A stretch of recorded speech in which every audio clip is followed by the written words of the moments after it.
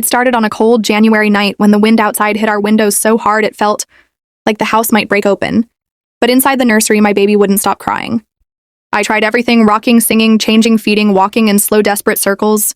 While my body screamed from exhaustion and my mind from loneliness, the clock hit 3. I am then 4 and I was still alone with her in that small, dim room, except I wasn't really alone because just down the hall, my husband lay asleep, unmoved, undisturbed, untouched by the screams of our daughter or the silent screaming inside me. I stood in the doorway of the nursery holding our baby, watching his chest rise and fall as if nothing in the world could bother him. And for a moment, I thought maybe he was pretending, maybe he could hear everything and just chose not to because what else could explain it? How someone could live in the same house as me and feel none of what I felt. Not the weight, not the terror, not the isolation, not the unraveling that had started months ago and now felt like it had no end. I had become invisible, not in the poetic sense, but in the real way, like a ghost. Stuck between walls, moving from room to room, unseen, unheard, unneeded. He used to care, or at least, I think he did. There were days early on when he would touch my hand and ask how I was really doing, when he would get up in the night and warm a bottle, and we would sit together in silence. Half asleep, half in awe of the tiny life we made, but those nights faded into memory like light bleeding out of a photograph until all that was left were separate routines, separate lives.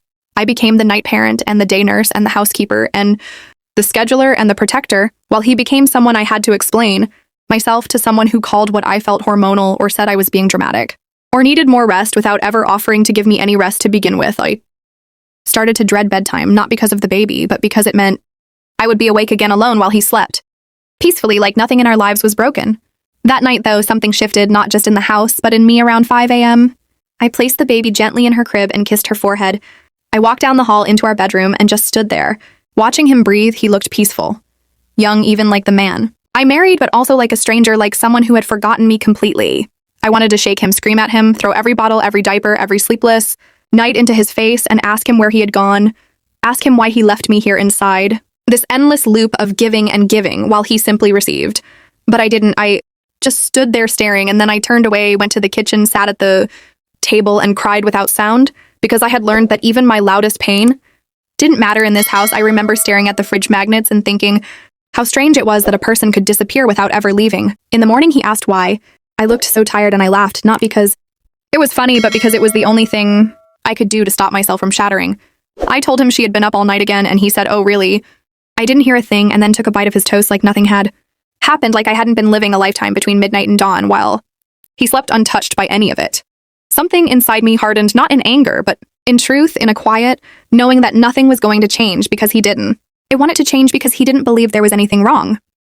Over the next few days, I watched him closely, not like a partner, but like an outsider, like someone studying a person they thought they knew, but now wasn't sure of. I noticed how he looked at his phone more than our daughter, how he talked about work like it was a battlefield and came home expecting peace, how he smiled at neighbors and friends and saved none of that gentleness for me, how he said, "Let me know if you need help," but never just helped, how he held her only when people were watching, how he kissed her, head in front of his mother like he was proving something. I began to see him not as my husband, but as a man, playing a role, and it terrified me because it meant I had built my life with a performance and never noticed until now. I kept a notebook hidden behind the baby's changing table, and in it, I started writing not for therapy, not for clarity, but for survival. I wrote down everything. I did every feeding, every diaper, every hour awake, every appointment made, every medicine given, every scream held in. I wanted a record, something to prove. I was here, I existed, I mattered, even if no one in this house saw me anymore. I wrote until my hand ached and the words blurred, but I couldn't. I'd stop because it was the only thing that made me feel real.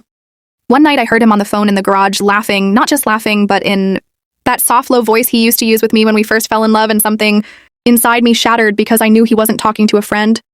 I knew that laugh, I knew that voice, I knew what it meant, and suddenly all the moments I tried to ignore came rushing back, the late nights at work. The phone turned, face down, the coldness in bed, the way he looked through me, not at me. I wasn't just alone, I was being erased. I didn't confront him, not right away, because I wasn't ready, because I was scared, because part of me still wanted to believe I was wrong. But that night when the baby cried again and I got up and he didn't move, I stood at the edge of our bed for a long time, watching him sleep, and I knew then, with a kind of aching clarity, that I couldn't stay, not because of the affair, not just because of the loneliness, but because I was disappearing more and more each day. And if I waited any longer, there would be nothing left of me to save. The next morning, I packed a bag not with clothes, but with essentials: birth certificate, for the baby, health insurance cards, bank information, the notebook I had filled. I waited until he left for work, then I called a cab, held my baby tight, and walked out of that house for the last time. I didn't leave a note. I didn't leave a message because there was nothing left to say the baby. Cried as we pulled away, but I didn't cry not then because I had done enough. Crying, and now it was time to become something else, someone free. The cab smelled like cigarettes and something faintly floral, and the driver didn't ask questions. He just looked at me through the rearview mirror as I buckled the baby into the seat and gave him the address of a motel. I had looked up weeks ago not because I planned this, but because some part of me, deep down, had already started preparing for this moment long before it happened. The drive was quiet except for the soft sounds of my daughter sucking on her pacifier, and the occasional voice on the radio reading the traffic report, and I watched the world blur by outside the window, feeling half alive and half terrified. I had no plan beyond the motel, no money beyond what I had secretly stashed in an old makeup bag, no support system, because the few friends I had slowly drifted away after the baby came, and the ones who stayed were only friendly. To the version of me that smiled and said, "I'm fine," when I wasn't, I kept replaying the sound of the door shutting behind me over and over in my head. It didn't feel like freedom, it felt like falling. And I didn't know yet if I would land or break. The motel room was small and smelled like bleach and dust. The wallpaper was peeling at the corners, and the bed creaked when I set the baby down. But it was quiet and it was safe, and for now that was enough. I sat on the edge of the mattress and stared at the ceiling while my daughter finally slept, deeply, as if she could tell that something had shifted, that the walls around us were different, that her mother's heartbeat had calmed even just a little. I didn't cry, I thought I would, but I didn't. Instead, I opened my notebook and kept writing. I wrote everything I remembered from the last few days, every word he had said, every moment I had questioned, every time I had swallowed my truth just to keep the peace, and then I started writing. New things, what I needed to do next, where I could go, who I could maybe call, what kind of work I could find. It felt impossible, like trying to solve a puzzle without all the pieces, but it also felt like movement, and I hadn't felt that in so long. By the second day, he had called twice and texted 6 times. His tone shifted fast from confused to angry to worried and back to angry, and I didn't respond, not because I wanted to hurt him, but because I needed space to hear myself think for once without his voice in my ear telling me what I should feel or how I should act. He left a voicemail, saying we needed to talk, that I was being unfair, that I had scared him, but none of it sounded like love. None of it sounded like I mattered, only that he was uncomfortable and confused and wanted to fix the image of our life without asking why it broke. I stared at the phone for a long time, thinking about how many times I had sat across from him at the kitchen table, waiting for him to notice. I was drowning, and now that I had finally swum away, he noticed, but it was too late. I started taking walks with the stroller around the block near the motel, wrapped in layers, even though the cold still bit through my coat. I needed air. I needed movement. I needed the world to remind me I was still in it. I passed other women, some with kids, some without, and I wondered how many of them were smiling through something I couldn't see. I started smiling at strangers just to see if they would smile back, and some did. And it felt like tiny stitches in the ripped seams of my chest. I bought a small stuffed elephant from a corner store with the little cash I had and gave it to my daughter, who clutched it in her tiny fist like it was made of gold, and I watched her sleep with it tucked under her arm. And I realized this was the first time I had watched her without fear behind my eyes. On the 4th day, I walked into a local church, not because I was religious, but because it was open and warm and quiet, and I sat in the back row, breathing in the silence. Like medicine, the woman next to me had silver hair and kind eyes, and after a few minutes she leaned over and whispered, "Are you okay?" And for some reason, I nodded even though I wasn't, and she reached over and gently held my hand for just a second, and I almost fell apart right there in that pew from the simple weight of kindness I hadn't felt in months. When I left, she didn't ask for my name, and I didn't offer it, but I remembered her face, and that was enough. That night, I dreamed I was back in the house, the baby was crying, and I was running from room to room, but all the doors were locked, and he was standing on the other side of the nursery window watching me, but not moving, not helping, just watching with that same blank expression he used when I told him I felt alone. I woke up sweating, heart pounding, and I sat in the bathroom holding my knees to my chest until the sun rose. I knew I had done the right thing, but the fear still wrapped itself around me like smoke, thick and choking. I started looking up shelters and legal aid and support groups. I started piecing together a life from scraps and prayers. I sold the gold bracelet my mother gave me years ago and used the money to buy more formula and some better shoes for walking. I started talking to a woman at a nearby cafe who told me she had left too 10 years ago, and it was the hardest, best thing she had ever done, and I believed her because I could see it in her eyes that she had lost and gained everything all at once. He sent a message on the 6th day saying he wanted to see the baby, that he missed her, and I stared at the screen wondering if he really meant her or if she was just an extension of control, something he had always expected me to manage like a task, like a chore, and I didn't respond because I didn't know yet how to untangle his rights from my wounds, and I needed more time. I talked to a counselor over the phone, someone from a free support line who listened to me breathe and then helped me find words for things I didn't know how to name, and she told me I wasn't crazy. I wasn't selfish. I wasn't failing. I was surviving, and sometimes surviving looks like running, sometimes it looks like silence, sometimes it looks like holding your baby and whispering, "We're going to be okay," even when you're not sure yet if it's true. I started writing letters to my daughter, ones she'll read one day, maybe when she as older, maybe when she becomes a mother and starts to wonder if she's doing enough. I wrote about how brave she was, how her tiny fingers held my world together, how her cries saved me because they reminded me I was needed, that I had a reason to fight. I wrote about the nights I almost gave up and the mornings I chose not to, and how every step away from that house was a step toward the woman I wanted to become. I wrote them, not because she would understand now, but because I needed to remember that this story wasn't just about leaving, it was about becoming. By the end of the week, I had found a temporary spot in a shelter that took in young mothers and offered legal support and counseling, and I took it not because it was perfect, but because it was Forward, the woman who checked me in, asked for my story, and I gave it to her piece by piece, and she didn't flinch, she didn't look shocked, she just nodded like she had heard it before, like I wasn't alone, and I felt something loosen in my chest, a little thread of guilt untangling, because maybe I wasn't crazy, maybe I wasn't wrong, maybe I was just finally telling the truth out loud.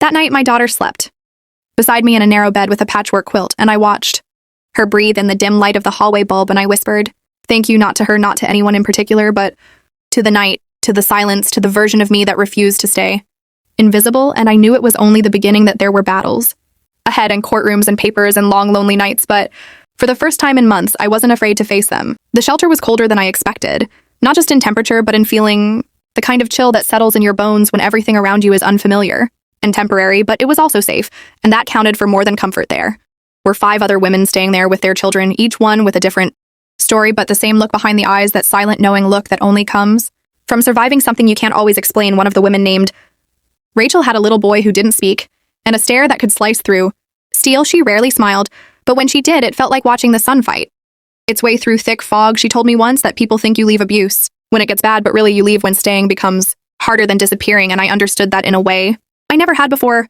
The days passed slowly, each one marked by chores, schedules, and quiet moments of reflection. We all took turns cleaning, cooking, and watching each other's children, while caseworkers came and went, asking questions, writing things down, giving us pamphlets and phone numbers, and advice that sometimes felt too big to hold. I started seeing a counselor twice a week, and it was there in that tiny room with peeling wallpaper and a single humming lamp that I began unpacking the years I had spent walking on eggshells. I told her about how he used to speak in soft threats, not loud ones, how he would smile while reminding me I owed him everything, how he never hit me, but made sure I flinched at every raised hand, every sudden movement, how he would take the baby from my arms when she cried and say, let me handle it, like I was too broken to be a mother. She told me that trauma doesn't always come wrapped in bruises. Sometimes it comes in the quiet moments when your voice disappears and your eyes stop meeting the mirror. Sometimes it comes when your laughter feels like a lie and your love becomes a currency that never buys peace. And I cried for the first time in front of her because someone finally gave my pain a name, and it made it real, and that made it bearable. At night, the shelter was quiet, except for the occasional whimper of a child or the soft murmurs of another mother awake in the dark with her thoughts. I started reading books from the small common room library, ones about healing and motherhood, and some fiction, just to escape into someone else's world. For a while, I kept writing letters to my daughter, sometimes 3 or 4 in one night, filling the pages with everything I never got to say during the years I spent silenced. I wrote about the way she smiled when she slept, the way her tiny fingers curled around mine like she was anchoring me to this life.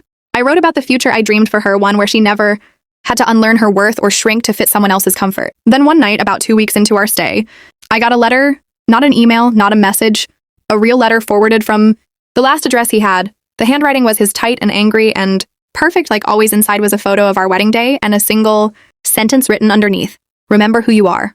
I stared at it for hours, unsure if it was a threat or a plea or some twisted attempt to rewrite history. I tore it in half and then again and flushed it down the toilet, piece by piece, watching it vanish like smoke in water, and I didn't cry. I didn't panic. I just breathed because I knew who I was, and it wasn't the woman in that photo anymore. The next morning, the director of the shelter pulled me aside and told me there was an opportunity to join a transitional housing program, one that could offer us a place of our own, a case manager, and access to job training. It wasn't permanent, but it was a step, and I said yes without hesitation, even though fear bubbled in my throat, because I knew growth often comes wrapped in fear, and this time I was ready to unwrap it. The process took 3 days, during which I filled out forms, signed papers, and packed what little we had collected since arriving. I said goodbye to the women with hugs and promises to stay in touch, even though we all knew most of us wouldn't, because survival bonds are deep but often brief, and the road ahead requires focus. The apartment was small, a 1-bedroom with faded carpet and a leaky faucet, but it was ours the first night there. I lay on the floor next to my daughter, her head resting on my chest, and I whispered, we made it, not to celebrate, but to mark the beginning of something new, something Fragile but real, I started looking for work, anything I could do without a degree or experience that wouldn't take me too far from my daughter. I found a job at a laundromat owned by a woman named Carla, who reminded me of an aunt. I once had tough, honest, and kind in a way that felt earned, not automatic. She hired me after a 10-minute conversation, no. Resume, no references, just a look in my eyes that she said told her I needed this and would show up every day. And I did. I showed up, even when I was tired, even when I was scared, even when the nightmares came back and left me shaking. I folded clothes and cleaned machines and learned how to fix minor clogs. And every paycheck, no matter how small, felt like a seed in the soil of my future. I signed up for evening classes through a local program for single mothers, and though it was hard balancing everything, I felt my mind coming back to life. I started dreaming again, not just of safety, but of purpose, of building something my daughter could be proud of.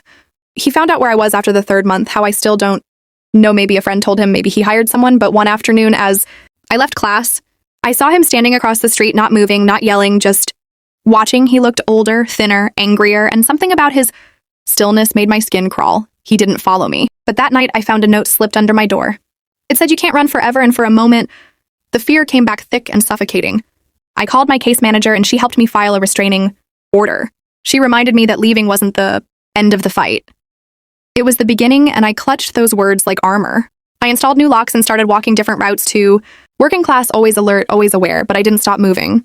I didn't let the fear turn me back into the woman who stayed silent because that woman no longer existed. She had burned away in the fire of her own awakening, and what remained was someone stronger, someone braver, someone willing to build a life one painful, beautiful day at a time. That month, I bought my daughter her first pair of real shoes, the kind with lights in the soles that blinked when she walked, and I watched her run in circles around the apartment, laughing so hard she couldn't breathe, and I laughed with her, not because everything was perfect, but because laughter had finally come back into our home, and I knew then that no matter how long the road ahead might be, we were walking it together and we weren't looking back. I used to think healing would be quiet, like a soft exhale after a long cry or a peaceful morning where the past doesn't tap you on the shoulder, but it wasn't. Healing was loud, messy, unpredictable. It came in waves, sometimes gentle, sometimes crashing hard enough to knock me off my feet, and I learned to let it come anyway, because pretending I was okay never worked, but being real, even when it hurt, gave me something honest to hold on to. I had stopped marking days since I left him because time felt different now, not like a countdown, but like a map. I was slowly drawing one line, one street, one small win at a time, and somewhere along the way I realized I didn't jump at every knock on the door anymore, didn't flinch when men raised their voices near me. I didn't walk with my head low or apologize for taking up space. I had started to take up space again, and it was terrifying and beautiful all at once. One afternoon after my shift at the laundromat, Carla, the owner, sat next to me while I counted quarters and told me she was closing down the business, not because it was failing, but because she was tired. She said she had saved enough to retire and move closer to her grandkids, and then she looked at me and asked if I wanted to buy the place. I laughed at first like it was a joke, but she wasn't smiling. She told me she'd sell it to me cheap and help me with the paperwork. If I was serious and I didn't know what to say, I had no money, no credit, no business background, but she just said, "I know someone when I see them, and you're someone." And that night I stayed up late Googling business loans and community grants and writing out dreams on a crumpled notepad with my daughter asleep beside me, like my future was whispering, "Don't be afraid anymore." I found a nonprofit that helped single mothers become small business owners, and they assigned me a mentor named Grace, who had run her own bakery for 20 years and now helped women like me figure out the impossible. She didn't sugarcoat anything she told me. It would be hard, brutal even, but worth it, and she believed in me like I was already halfway there, so I applied for a grant and filled out the loan forms and waited weeks for an answer, thinking every day that maybe I was pushing too far. Maybe some people don't get this lucky. And then one morning, I got the call, the grant was approved, and a small loan came through, and suddenly I was signing papers and learning how to order detergent in bulk and pay invoices and schedule repairs, and I cried in the break room that day because the girl who once whispered apologies through a locked bathroom door was now holding keys to her own business. The first day I opened under new management. I wore my only nice blouse and brought my daughter with me, and we both cut the ribbon together, even though no one else was there, because this was for us, not for show, not for photos, just a private celebration between two people who had survived the kind of storm that doesn't always leave scars you can see. I named the place Fresh Start Laundry, not because it was catchy, but because that's what it was, and I kept Carla's old plaque on the wall next to the register as a reminder of where this all started. Things weren't always smooth. Machines broke, customers complained, suppliers delayed shipments, but each problem felt like proof. I was living in a world I had built, not one someone else controlled. I hired another single mom part-time, someone who had just left her own hard marriage, and we worked in rhythm, our kids playing in the corner with puzzles and chalk while we folded towels and shared silence that didn't need explanation. Sometimes I'd catch her crying and she'd say, "I'm okay." I just never thought I'd be safe again, and I would nod because I knew exactly what she meant. Then one Thursday near closing time, a man walked in with a familiar gait and I felt the floor tilt beneath me before I even saw his face. It was him, thinner, older, with eyes that looked like empty wells, but still him, and he didn't say anything, just looked around like he didn't recognize it anymore, like maybe he thought I'd still be scrubbing stains in shame, not standing behind a counter with my head held high. He finally spoke, said, "You look different," and I said, "Yes, I am." And then he asked if I would talk to him for just a minute, and against every part of my instinct, I agreed because I needed to see what he was now needed, to look him in the face and not feel like I was drowning. We sat in the corner near the vending machine, and he told me he had been going to therapy, told me he was sorry for what he did, not in a pleading way, but in a slow, broken way. Like the words hurt to say. He said he didn't come to get me back, just wanted me to know he was trying to change and that he knew he had lost us for good. He asked if he could write letters to our daughter, not see her, just send her things, and I told him I'd think about it, and that was the truth, because even now I wasn't sure where the line was between healing and reopening wounds. After he left, I sat in the silence of the shop and let the memory of him dissolve into the floor beneath me. And I realized I didn't hate him, not anymore, but I also didn't owe him anything. Not forgiveness, not kindness, not access to the life I had rebuilt from ashes, and that realization didn't make me feel hard or cold. It made me feel free. That night, my daughter asked why I was so quiet, and I told her sometimes growing feels like standing in a room full of echoes and learning not to flinch at your own voice, and she smiled like she understood something deep in her bones. Even if she couldn't say it out loud, I started saving more from each week's earnings, dreaming of opening a second location maybe, even offering a small daycare space for moms who needed a place to land, and slowly the idea grew from maybe to someday to why not, and I realized this was who I was now, not just a survivor, not just a mother, but a builder, a woman with soil under her nails and light in her eyes and plans that stretched further than fear ever could. And every morning, as I unlocked the door and turned on the lights, I whispered to myself not a prayer, but a promise we begin again. Some mornings the memory of that night creeps in like smoke under a door, slow, silent, invisible, until suddenly the room is full and I can't breathe. I never tell my daughter when that happens. She has seen enough shadows in my eyes. I don't want her growing up learning to fear the quiet moments just because I do, so I push through them. I get up, make breakfast, pack her lunch, fold towels at the shop, and remind myself that survival is not just something I did once, it's something I do every day without even noticing anymore, and somehow that quiet strength feels more real than anything I ever knew in my old life, where my smiles were sharp and my silences heavy. A few months after I saw him again, I got a letter. It wasn't from him, though. It was from his mother. I hadn't heard from her in years, not since the baby shower when she smiled too tight and told me I was lucky to have him, then watched me like I might break something that wasn't mine to hold. But her letter was different. It was soft, shaky, handwritten with blue ink, like she wasn't sure how to say what she needed to say. She said she was sorry that she had believed his lies for so long. Sorry she hadn't called, checked in, looked closer. She said she saw now what she missed then, and that her silence was part of the harm. She wanted to see her granddaughter. She wanted to know if maybe someday we could sit down, talk, not to take anything, just to listen, maybe to make space for something honest, something new. I held the letter for days, reading and rereading, trying to decide if I could believe it or if I even needed to. I talked to Grace, who told me healing doesn't mean everyone gets a seat at the table, just that you stop setting yourself on fire to keep everyone else warm.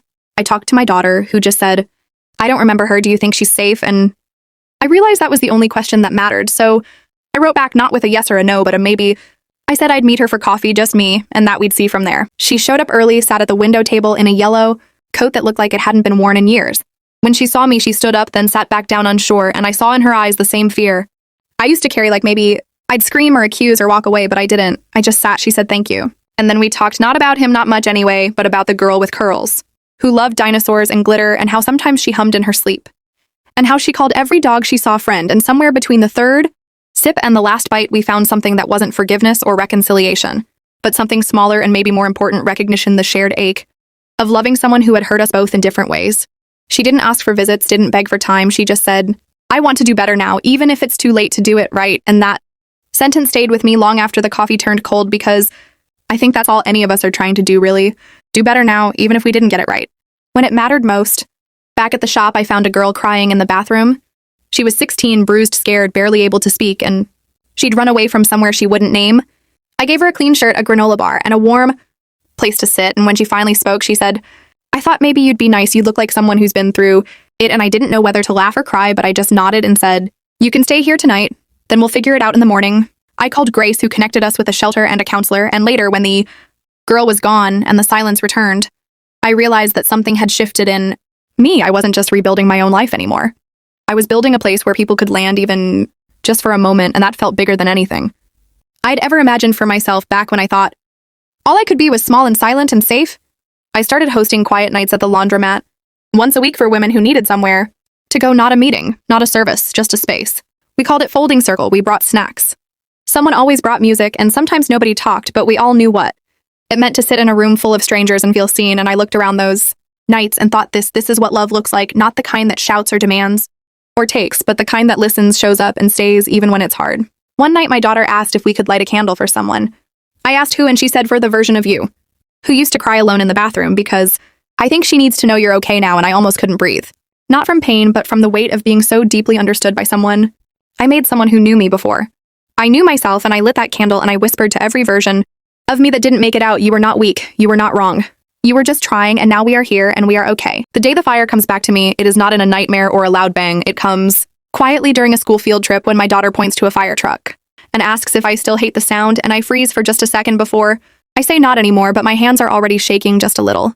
And that night, I stay awake longer than usual, remembering things I have tried to let go of, like the way the smoke curled up the wallpaper, or the silence on the other end of the 911 call when I said my name and no one answered right away, and for a moment, I thought maybe they weren't coming and how I had to save myself and her, and no one else could or would. And I wonder if that kind of memory ever really leaves, or if it just settles somewhere deeper, waiting for the quiet to remind me it's still there. And I look over at her sleeping peaceful and unafraid, and I think maybe this is enough. Maybe healing isn't about forgetting, maybe it's about being able to hold the memory and still breathe. The laundromat has started to feel like home more than anywhere else, not just because it's mine, but because it carries all the versions of me that have existed. The girl who cried behind the dryers, the woman who signed her name on a lease with shaking hands, the mother who brought her daughter here because it was safer than anywhere else, and now a business owner who knows how to run payroll and fix the broken change machine without calling anyone. And sometimes I walk in and whisper, I made this, like it's a spell to keep it real, because part of me still doesn't believe it some days.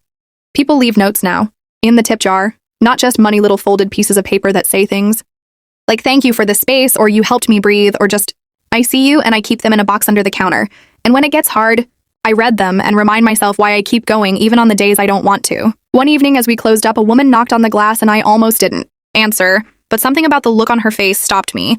And when I opened the door, she asked if I remembered her, and I didn't not at first until she said, I was the one with the purple scarf, and I remembered she had been one of the women at Folding Circle, barely speaking, always near the edge. And now here, she was hair pulled back, face clear, hands steady, and she said, I got out and I just wanted to say thank you, not for fixing anything, just for giving me a place to start. And I hugged her without asking, and for a moment, we just stood there in the soft hum of the machines, and I thought this is the miracle, not the leaving, not even the surviving, but the returning whole. Around that time, my daughter started writing stories, and one night she read one out loud about a girl who lived in a house made of glass that everyone could see through, and how she hid all her fears under the floorboards. But one day someone knocked and said, I see your pain and I'm not afraid of it. And the girl opened the door and let the sun in, and I asked her who it was about, and she said you, and I couldn't speak because the ache in my chest was too full of love and grief and pride, all tangled up in the same breath.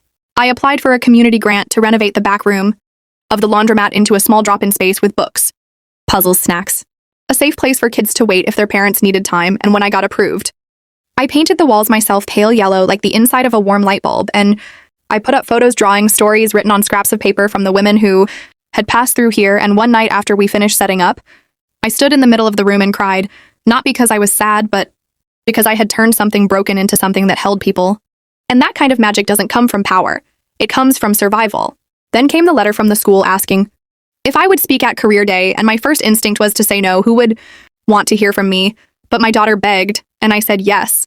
And on that day, I stood in front of a room full of kids, and I told them not about laundromats or machines or budgets, but about second chances, about starting over, about how sometimes the bravest thing you can do is tell the truth, even when your voice shakes. And afterwards, one of the kids came up and said, I want to make something that matters too. And I thought, maybe that's what I'm doing.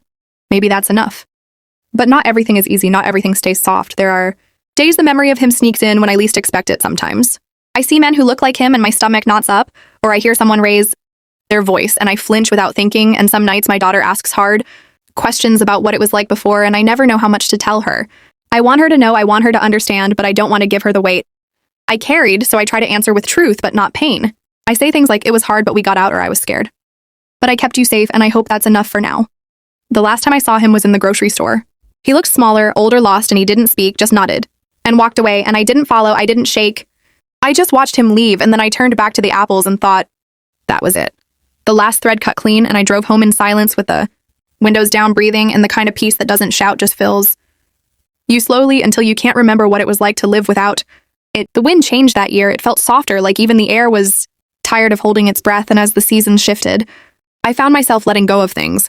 I didn't know I was still holding memories that clung to the inside of my chest like wet paper dissolving piece by piece, not because I forced them out, but because I stopped feeding them. I stopped visiting the pain like an old friend stopped rehearsing. The silence of those nights when I waited for footsteps that never meant comfort stopped trying to make sense of choices that were never mine to carry, and in that letting go, something new crept in space. I hadn't known I needed time that didn't feel stolen, laughter that rang out without apology, and in the middle of that shift, I realized I was no longer surviving. Was really living in a way that made even the quiet moments shimmer.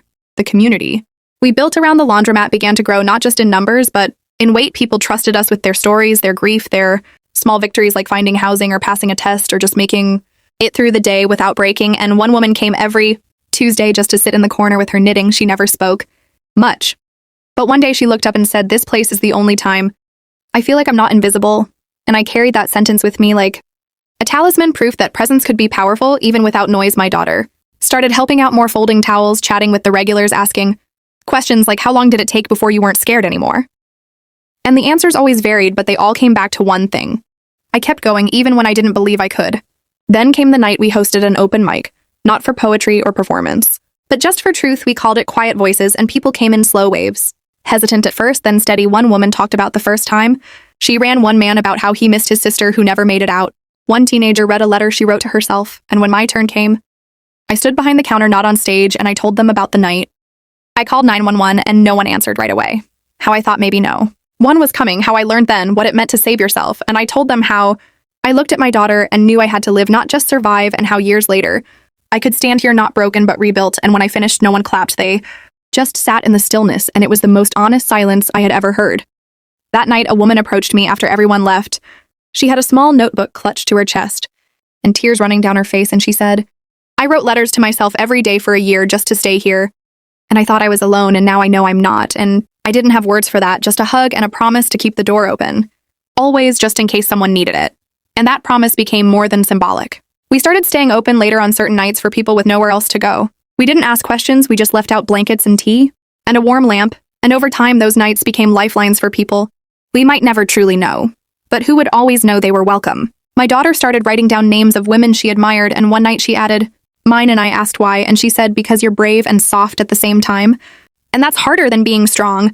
And I went into the back room and cried, not because I was sad, but because I had never thought of myself that way. But hearing it from her made me want to be it truly, not just for her, but for the girl. I used to be the one who sat in the bathtub trying not to breathe too loudly because silence was safer, the one who walked barefoot out of a burning house and never looked back until now. I started therapy again. This time not because I was falling apart, but because I wanted to understand how I had put myself back together, and the sessions were slower, softer. We didn't talk much about the past. We talked about who I was becoming, how to trust joy, how to rest without guilt, how to hold peace without fearing it would vanish. And in that space, I began to see myself not as a survivor or a cautionary tale, but as a whole person, someone worthy of calm, of celebration, of care. One afternoon, a package arrived with no return address. Inside was a photo of my daughter taken from across the school field. Not recent, but not old either. And my stomach dropped in that instant. Every cell in my body went cold. I called the school, checked the security footage, nothing unusual. I went to the police, they filed a report, but said there wasn't much to do. And that night, I sat in my living room holding the photo, shaking, because I knew without question it had come from him, a quiet reminder that he was still watching, still trying to reach through the life I had built with his shadow. And I made a decision. I would not run. I would not hide. I upgraded our security, changed routines, alerted the people I trusted most. And then I sat down with my daughter and told her the truth, not all of it, but enough. She listened quietly and then said, "Are we still safe?" And I said, "Yes, not because nothing can happen, but because we have each other and we are not alone." In the following weeks, I found myself scanning every street, every store, every face, but then I stopped because I realized that letting fear dictate my life again would be the true loss, and I refused to give him that power. I burned the photo, not in anger, but in release, and I whispered to the smoke, "You don't own this story anymore." And from that moment on, something lifted, not fully, but enough to breathe easier, to walk steadier, to dream without apology. Some endings do not come with closure. Some endings are not endings at all, but quiet beginnings in disguise. I used to think healing meant forgetting or at least erasing the edges of what hurt, but now I understand it means remembering without bleeding, and that truth found me one morning as I stood outside the laundromat, keys in hand, watching the sunrise paint the windows gold like it too believed in second chances. My daughter was already inside setting out muffins she had baked herself for a fundraiser she organized without asking, because she said if this place saved us, maybe it can help someone else too, and I wanted to tell her how proud I was, how she had become everything I once feared she might lose, but the words caught in my throat, so instead, I squeezed her shoulder and she smiled like she knew. We started a program called Warm Load Free Wash Days for families in transition. The kind of thing that sounds small but meant everything to people who had nothing, and one woman came in with 3 kids and no shoes, and she cried when I gave her socks from a box labeled kindness, and she said no one ever saw me before, and I told her I did because I used to be her, not in the same way, but close enough to understand how invisibility can feel louder than screams. People started leaving, more than tips. They left books. Blankets, job leads, poems. One girl left a bracelet she said was for courage, and I wore it every day like armor. I was invited to speak at a conference for trauma survivors. I didn't want to go, not because I was scared of speaking, but because I was afraid of being pulled back into a place I had worked so hard to leave, but my daughter said maybe someone there needs to hear you like you needed to hear someone once, and I went and I stood on a stage in a room full of strangers, and I said, I am not here because I am brave. I am here because I didn't want my daughter to grow up believing fear was home, and when I finished, people stood not because I was special, but because I was proof, and afterward, a woman hugged me so tight. I could feel her shaking, and she whispered, I never thought I'd make it to tomorrow, but now I think I might. Then the letter came. It was thin, white, plain, and inside was a handwritten apology from him. I did not know what to feel. I did not know what to want. Part of me thought this changes nothing. Part of me thought maybe it changes everything. But I showed it to my therapist, and she said, read it, if you want. But remember, healing never required his permission, so I read it once. Then burned it like the photo, not to forget but to release, and in the ashes, I wrote down everything I had become without him. Strong, soft, loud, quiet, mother, friend, builder, dreamer, safe. My daughter graduated high school with honors, and during her speech, she thanked the laundromat and me and all the women who sat in folding chairs and stitched broken pieces back together with stories. And I cried in the second row next to a woman who had once slept in our back room and who now taught art at a shelter, and after the ceremony, I hugged my daughter and she whispered, you did it, and I whispered back, so did you, and neither of us needed to say what we meant. We started hosting workshops not just for survivors, but for anyone who needed to remember they mattered. Financial literacy, resume, writing, childcare, co-ops, book clubs, and sometimes just music and laughter and snacks with no agenda, just presence. And every time someone new walked in and said, I heard this place is different, I smiled because it was not just different. It was sacred, not because of what it was, but because of what it held. Years passed like this, slow and full. My daughter left for college in another city, and I cried for 3 days, not because I was sad, but because I had lived long enough to miss someone with joy. And she called every Sunday and sometimes said things like, I taught someone how to make your tea, or I told a story about you in class, and I would smile so wide it hurt because I never thought I would have this future. And yet here it was, soft and real and mine. One night just before closing, a woman I had never seen before came in holding a small suitcase. She looked tired and scared. And when I asked if she needed anything, she just said I didn't. Nowhere else to go. And I pointed to the warm chair in the corner and said, you're here now. And as she sat down and wrapped herself in a donated blanket, I felt the full circle of every breath I had ever held and every scream I had swallowed, and I knew without doubt this was the work. Not saving anyone, not fixing anything, but offering a hand when someone reached into the dark and found nothing but cold. I stayed after everyone left that night, turned off the lights, and sat in the dark with the machines humming around me, and I thought about the first night I slept in this place alone, terrified, holding my daughter tight and whispering, it'll be okay, over and over like a mantra. And now years later, I whispered it again, but not as a hope, as a truth. It is okay. We are okay. And the air didn't feel heavy. It felt whole. The next morning, I opened the door just as the sun rose, and I stood there for a long time, eyes closed, breathing in the new day. And in that breath was every version of me. The child, the mother, the survivor, the builder. And for the first time, I said out loud, thank you, not to anyone, not to anything, just to the life I had created, and the silence that followed was the softest sound I had ever heard.